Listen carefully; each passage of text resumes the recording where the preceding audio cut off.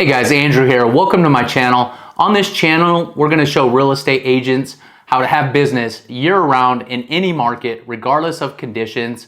I'm going to show an alternative way to buy and sell properties, whether you're a buyer, a seller, an investor, or a real estate agent. And I'm also going to show you how I've ventured out to being an entrepreneur, escaping the 9-to-5 rat race. If you like this content, you like this channel, please help me grow it by liking and subscribing. You could do that below.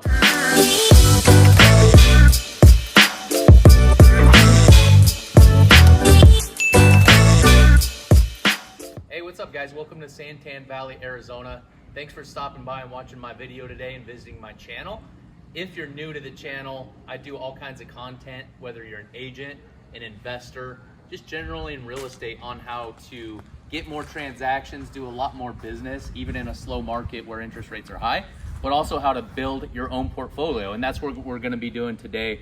We're in Santan Valley. I just bought this property subject to at 3.25 interest rate. So we're gonna talk about the numbers a little bit, but also show you this house and talk about some of the benefits of how creative finance helps sellers and buyers alike. So let's get into it.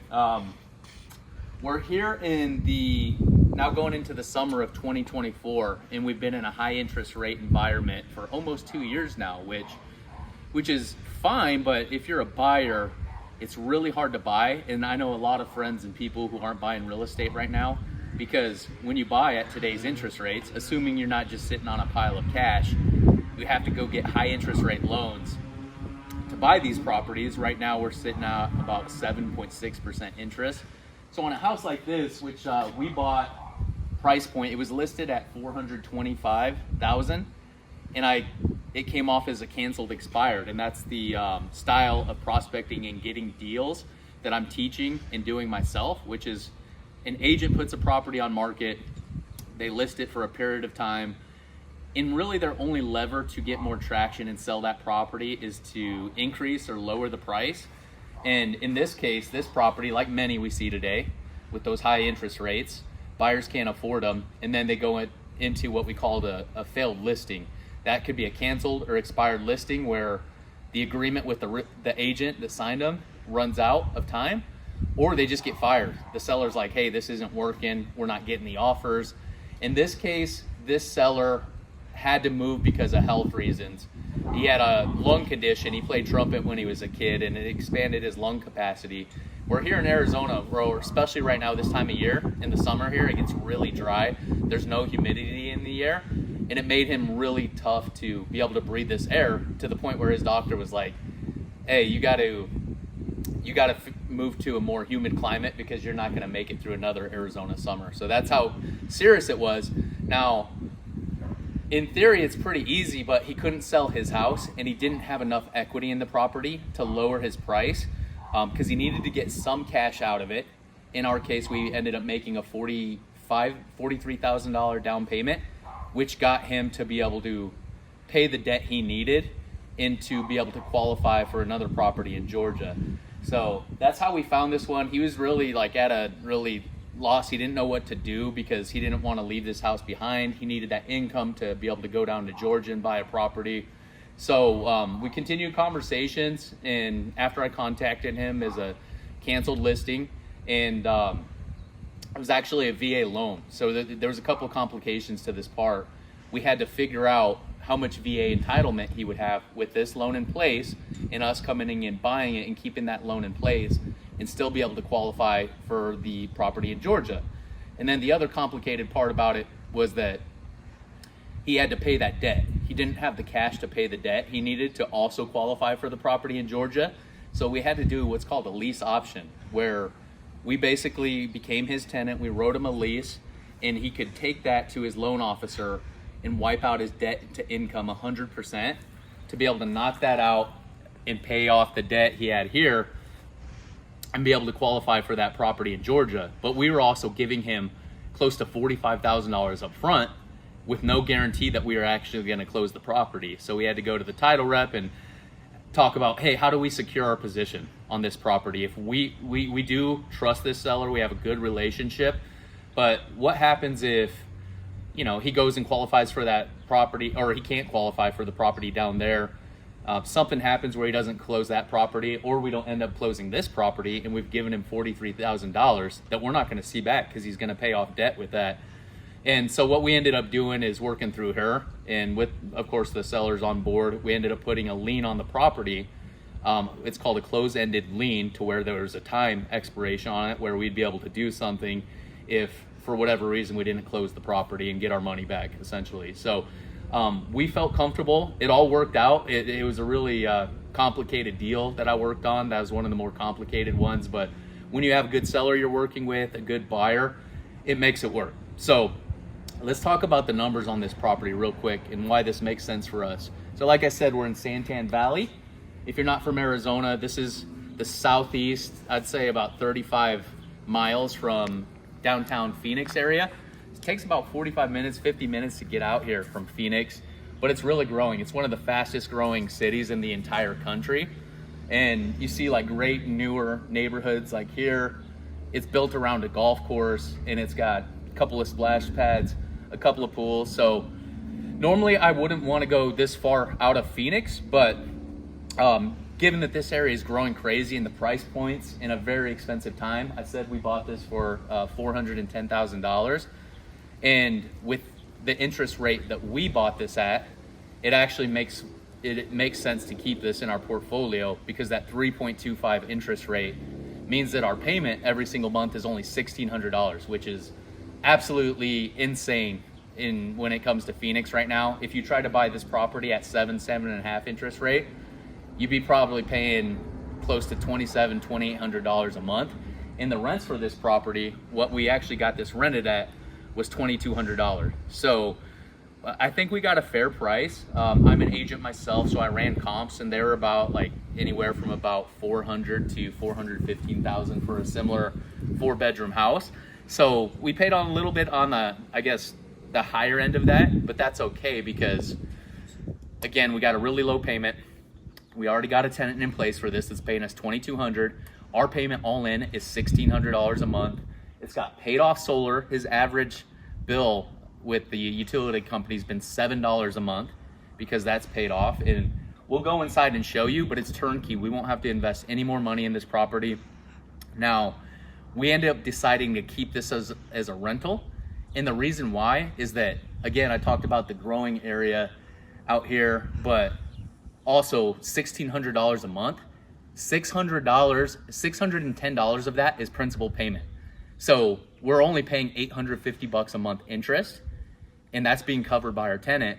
But the other thing, we'll make a little bit of cash flow, but our principal's paying down so fast. It's starting at $610 right now. And if you guys are familiar with loans and amortization, how they work, you pay the most interest up front. This loan is only 2 years in, so we're paying the most interest we'll ever pay right now, which is $850, and we have the lowest principal, which is $610. Again, that is money every single month that our tenants coming and paying for is going into a savings account, because we're building over $600 a month equity, and that's only going to get better and better. Every single payment that is paid on this, we'll get more money, building more equity, and I'm not even talking about prices going up now. So this is today as it stands, this is worth $400, but if you're like me, you believe in real estate, and I think this property, I don't count on appreciation, but I know it breaks even. It's always gonna, the tenants are always gonna pay for this property as we're building equity, but we also know that prices will eventually go up on these, and this might be worth $500,000, $600,000, where the mortgage we're taking over is only about $325,000, so that'll get less every single month as that principal pays down. And the difference between the mortgage paying down and the price going up is going to create even more equity as rents go up as well on top of that. So the rents will also increase traditionally, especially in growing cities like Arizona. So that's why we ended up keeping it. We could have also done what's called an assignment on this property, where I could go find an end buyer, and I just know from the down payment on this, we always try to stay around 10%. The great interest rate of 3.25%, the fact that it already cash flows as a long-term rental. I could have went to one of my friends or partners who buys deals from me and said, hey, I have this great deal here that I'm buying, but with our agreement, we have the option to bring in a partner or an end buyer. And I could have made a chunk of money for giving the rights to the agreement to another buyer to close on. So that's a second option. A third option is what's called a wrap. So we could have went and found another buyer, an end buyer that a lot of wrap buyers are people who make an income. They have income coming in, but they don't have all their paperwork together. Maybe they can't qualify for a loan. Maybe they went through a divorce, or maybe they're applying for citizenship and they have mattress money. They own a business. Maybe, I mean, there's all kinds of reasons. There's people like us that own a lot of real estate that have a high debt to income, because when you own real estate, that's what it does. You know, you make a little bit of cash flow, but you take on millions of dollars debt when you're building a portfolio. So we could have easily went out and found somebody like that and got our initial investment. By the time it was closing costs and everything, we probably were in about $50,000. So we would have went to find a wrap buyer and asked them to make a $50K down payment back to us, and then we would probably mark up the property a little bit. We bought it at $410. We would ask them for $425. A lot of the wrap buyers are okay paying a little bit more because they just want home ownership, and like I said, they can't go to a bank, and if they don't go to the bank, they're going to have to take a non-QM loan, which those can be 8, 9, 10% interest. So they're going to be happy overpaying a little bit for the property. But we're also going to ask, we bought it for 3.25%, and they're going to buy it at 8%. So there's a spread there. There's a spread of almost 5% interest on a property of $400,000, basically a loan we're making to them. It's going to be a little less than that, but let's just call it 400 for easy math. So every single year, we're going to make about 20K in cash flow off this without even owning it, if we were to wrap it. So we can still do that. Just because we're keeping it as a rental now, we still have an option to rent it and make cash flow that way and get all of our investment back. But I'm looking at this neighborhood, I'm looking at this house, and I'm thinking we want to keep it long term. A couple other exit strategies are short-term rental. There is an HOA here in Arizona. You don't want to have HOAs if you're planning on doing a short-term rental. We checked the CC&Rs before, and there's no restrictions against short-term rentals. So that's an option, but we have short-term rentals, and let's face it, they can be a pain in the butt. So if we have a good tenant, hopefully we'll move in here for a long time in cash flow. We don't have to do a short-term rental, and we're happy that. And we don't have to go get furniture and pay for that money as well. We could also do a midterm rental. So I just talked about 5 exit strategies. But the reason this works is because we got a low interest rate on it. So let's check out the property real quick.